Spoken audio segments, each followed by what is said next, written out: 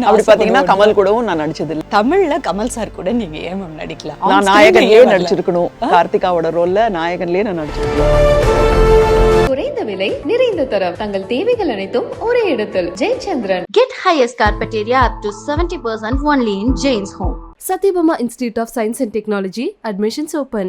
சுகாசினி மேம்னா அந்த long hair இல்ல? அப்படி சொல்லாதீங்க.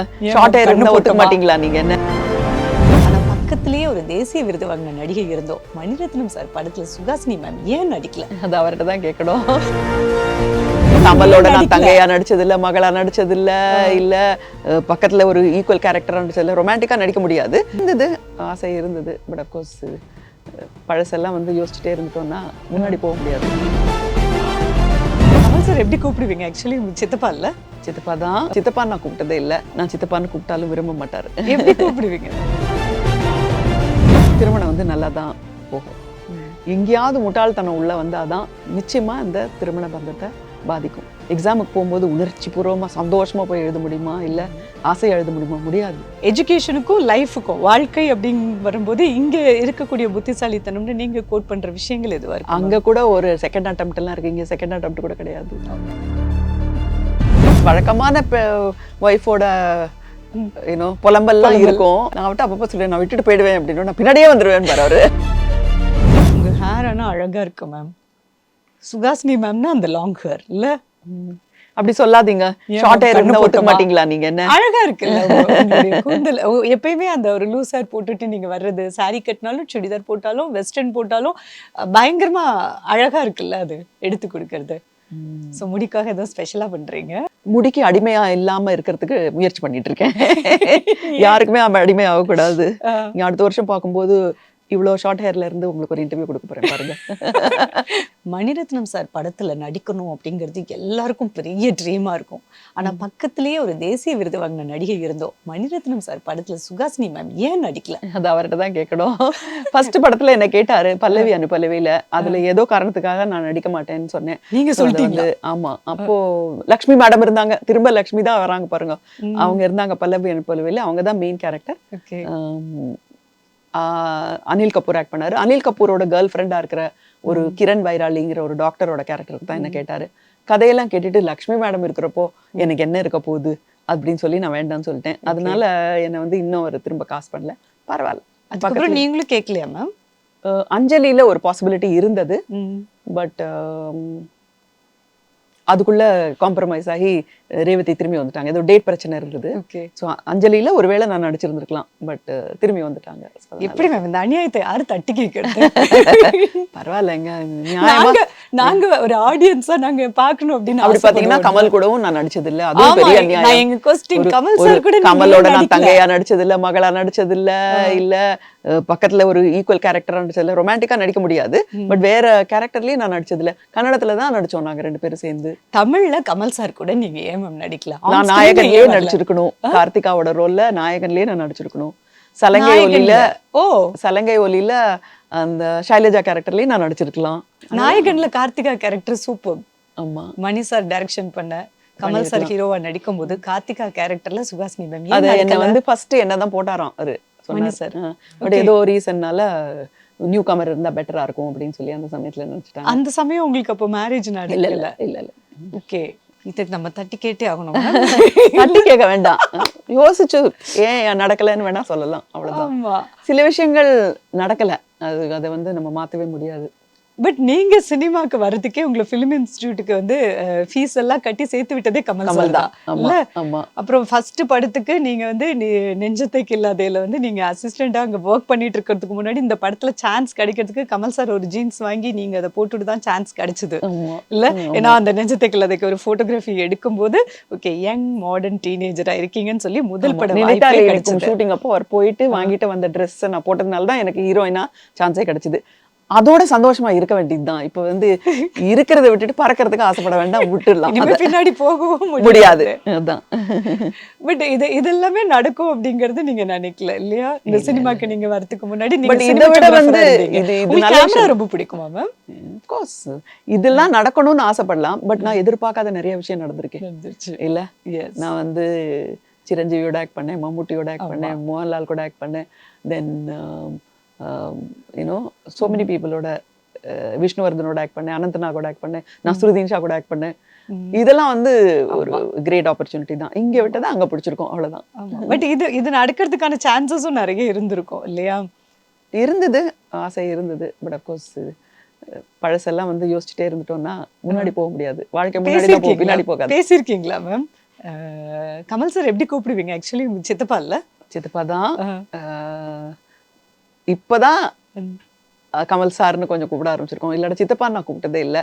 ஏன்னா அவர் வந்து கிட்டத்தட்ட ஒரு அண்ணா மாதிரி தான் எங்களுக்கெல்லாம். கிட்டத்தட்ட அண்ணா மாதிரி தான் நடத்துவோம்.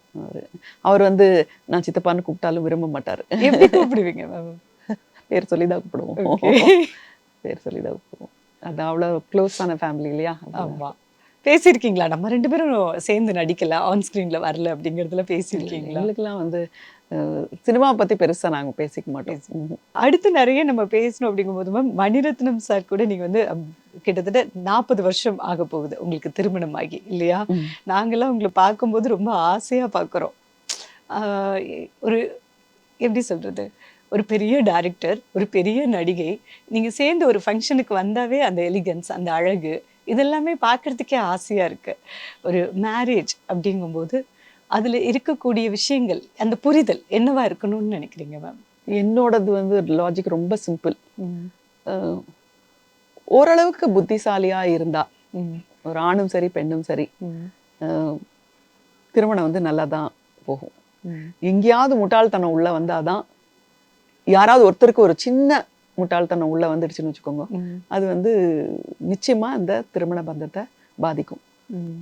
ஸோ ரொம்ப உணர்ச்சிகளுக்கு இடம் கொடுக்காம புத்திசாலித்தனத்தை உள்ள கொண்டு வந்தோம்னா ஐ திங்க் கல்யாணங்கிற அந்த பந்தம் வந்து ரொம்ப நாள் நீடிக்கும் அப்படிங்கிறது. அவரும் புத்திசாலியா இருக்காரு, நானும் முட்டாள்தனம் பண்றது இல்லைன்னு நினைக்கிறேன். அதனாலதான் நாங்க இத்தனை வருஷமா சேர்ந்து சந்தோஷமா இருக்கோம். ரொம்ப டிஃப்ரெண்டான ஒரு ஆன்சரா இருக்கு மேம். இது வரைக்கும் நான் இந்த பதில் கேட்கல. பட் இது ரொம்ப உள்ளார யோசிச்சு பார்த்தாக்கா இது ரொம்ப கரெக்டா இருக்குன்னு தோணுது. ஐஐடி எக்ஸாம் எழுதும்போது புத்திசாலித்தனமா தானே எழுதணும். என்ட்ரன்ஸ் எக்ஸாம் எழுதும்போது நீ உணர்ச்சி பூர்வமா எழுதினீங்கன்னா நடக்குமா? இல்ல இப்போ +2 ரிசல்ட்ஸ்லாம் வந்திருக்கு. எக்ஸாமுக்கு போகும்போது உணர்ச்சி பூர்வமா சந்தோஷமா போய் எழுத முடியுமா? இல்ல ஆசையா எழுத முடியுமா? முடியாது. புத்திசாலித்தனமா பட் எஜுகேஷனுக்கும் லைஃபுக்கும், வாழ்க்கை அப்படின்னு வரும்போது இங்க இருக்கக்கூடிய புத்திசாலித்தனம்னு நீங்க கோட் பண்ற விஷயங்கள் எதுவா இருக்கு? அங்க கூட ஒரு செகண்ட் அட்டெம்ப்ட் எல்லாம் இருக்கு, இங்க செகண்ட் அட்டெம்ப்ட் கூட கிடையாது. ஆமா இல்லையா? ஆமா. உங்களுக்கு படிப்புல இங்க இப்போ மார்ச் இல்லைன்னா செப்டம்பர், செப்டம்பர் இல்லைன்னா மார்ச். பட் திருமணத்துல அது கிடையாது. ஒரு தடவை நீங்க விட்டுட்டீங்கன்னா அதை சரி பண்றது ரொம்ப கஷ்டம். அதுதான் முட்டாள்தனமான முடிவை 2 பேர்ல யாருமே எடுக்கக்கூடாது. உணர்ச்சிகளுக்கு ரொம்ப இடம் கொடுக்காம என்னை பொறுத்த வரைக்கும் கொஞ்சம் புத்திசாலித்தனமா நடந்துக்கிட்டா ஒருத்தருக்கு ஒருத்தர் நல்லா அட்ஜஸ்ட் பண்ணிக்கலாம் அப்படின்னு நான் நினைக்கிறேன். நான் என்ன மொத்தமா தப்பா இருக்கலாம் என்னோடது. இல்ல மேம், இது கரெக்டா இருக்கு. பட் என்னன்னா எமோஷனலி தான் நம்ம ட்ரிகர் ஆகி ஏதாவது ஒண்ணு நடக்கும். ஸோ இப்போ நம்ம நிறைய பாக்குறோம் இல்லையா? இப்போ இருக்கிற காலகட்டம்ல நிறைய மேரேஜ் ப்ரோக் ஆகுது, டைவர்ஸ்ன்றது ரொம்ப ஈஸியா இருக்கு. பட் அதுல சஃபர் ஆகுது குழந்தைங்க தான். ஸோ நம்ம கல்ச்சருக்கும் நம்ம குழந்தைங்களோட ஒரு எதிர்கால ஜெனரேஷனோட அந்த ஹெல்த்தி இதுக்கும் நம்ம நிறைய விஷயங்கள் பேசிட்டே இருக்கோம். பட் அதுக்கான எண்ட் பாயிண்ட் ரிசல்ட்ன்றது நமக்கு வந்து இன்னும் கரெக்டா தெரியவே இல்லை. பட் ஒரு விஷயம் நடந்துட்டே இருக்கு. ஸோ இது எமோஷனலா நிறைய ட்ரிகர் ஆகாம எந்த இடத்துல கரெக்டா இருக்கணும் அப்படின்றது சொல்லுவீங்க? இப்போ நீங்க சொல்றீங்க குழந்தைகள் இருக்குன்னு. குழந்தைகளுக்காக ஒரு மோசமான மேரேஜ்ல 2 பேர் சேர்ந்து இருந்தா அந்த குழந்தையோட மனசும் பாதிக்கப்படும். நான் இல்லைன்னு சொல்லவே இல்லை. என்னை பொறுத்த வரைக்கும் கல்யாணங்கிறது வந்து கடைசி வரைக்கும் சேர்ந்து இருக்கணும் அப்படிங்கிறது தான் எல்லோருடைய ஆசையும். ஆமா. பட் அதுக்காக டைவர்ஸ் பண்ணக்கூடாது அப்படின்றதுலாம் சொல்லல. நானே எங்க குடும்பத்திலேயே டைவர்ஸை நானே இனிஷியேட் பண்ணியிருக்கேன் நிறைய பேருக்கு. பட் அதை வந்து ஹைண்ட்சைட்ல பார்க்கும்போது அது சரியோ தவறோ அப்படின்னு தான் எனக்கு தோணுது. இப்போ கூட இந்த விவாகரத்துங்கிற முடிவை வந்து ரொம்ப அவசரமா எடுக்கக்கூடாது அப்படிங்கிறது தான். கொஞ்சம் ஸ்லோவா எடுக்கலாம். கல்யாணங்கிறத முடிவை கூட சீக்கிரம் எடுக்கலாம். அந்த விவாகரத்தை மட்டும் கொஞ்சம் யோசிச்சு பண்ணணும் அப்படின்னு தான் நான் நினைக்கிறேன். நீங்களே மனதில் உறுதி வேண்டும் படத்துல ரொம்ப ஒரு ஸ்ட்ராங் கேரக்டர்ல நடிச்சிருப்பீங்க. எவ்வளோ அழகான படம் இல்லை அதெல்லாம். உங்களோட கேரக்டர்ஸ், உங்களோட ஃபிலிம்ஸ்லாம் பார்க்கும்போது அந்த மாதிரி இப்போ வரதே இல்லைல்ல மேம் படங்களே? இல்லை, இப்போ இருக்கிற ஆக்ட்ரஸஸ்க்கு வந்து இருக்கிற எக்ஸ்போஷர் வந்து எங்களுக்கு இருந்தது இல்லை. சினிமாவை பற்றி அவ்வளவா தெரியாது எங்களுக்கு. மேக்கப்லாம் பற்றி தெரியாது. அதுக்கப்புறம் இப்போ சமாந்தாவும் நயன்தாராவும் ஸ்கிரிப்ட்ல எடுத்துக்கிற அந்த அக்கறை வந்து நாங்க வந்து எடுத்துக்கிட்டது இல்ல. நானோ சரிதாவோ ராதிகாவோ ரேவதியோ இன்டர்வியர் பண்ணது இல்ல. பட் அதெல்லாம் வந்து நாங்க செஞ்சது தவறுதான். நாங்களா படம் ப்ரொடியூஸ் பண்ணல எங்களுக்காக. பட் நயன்தாராவும் சமந்தா எல்லாருமே ப்ரொடியூஸ் பண்ணிக்கிறாங்க, அதுதான் கரெக்ட். ஸோ அதனால இவங்க போற வழி வந்து கரெக்டா தான் எனக்கு தோணுது.